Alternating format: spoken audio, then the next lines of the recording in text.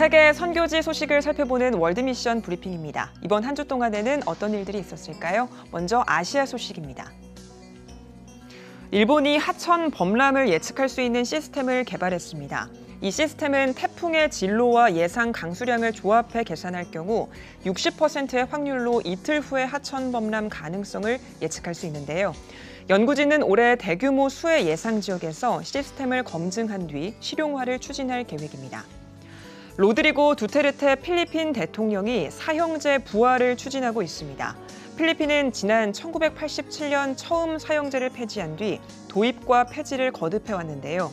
두테르테 대통령은 이 법안은 범죄를 억제하고 아이들을 마약 위협에서 보호하는 데 도움이 될 것이라고 전했습니다. 이집트 경제법원이 동영상 공유 애플리케이션 틱톡에서 유명한 여성 2명에게 징역 2년형을 선고했습니다. 법원은 이 여성들이 가족의 가치를 훼손하고 부도덕한 행위를 하기 위해 SNS를 이용했다고 지적했는데요. 이 여성들은 판결에 불복한다며 항소할 것이라고 밝혔습니다.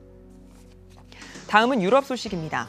영국 정부가 코로나19 사망 위험을 낮추고 국민의 건강을 증진하기 위해 비만 예방 프로젝트를 발표했습니다. 과체중인 사람이 코로나19에 더 취약하다는 연구 결과에 따른 조처인데요.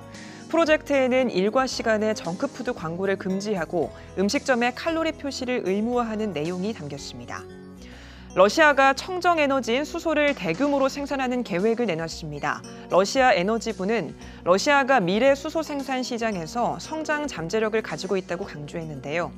현지 언론들은 기존 화석연료 수출 구조의 변화를 주려는 러시아 계획의 일환이라고 평가했습니다. 벨기에 경찰이 연방의회에 화염병을 던지려던 남성을 체포했습니다. 이 남성은 정치권이 코로나19에 잘못 대응했다며 보복하기 위해 이같이 행동한 건데요.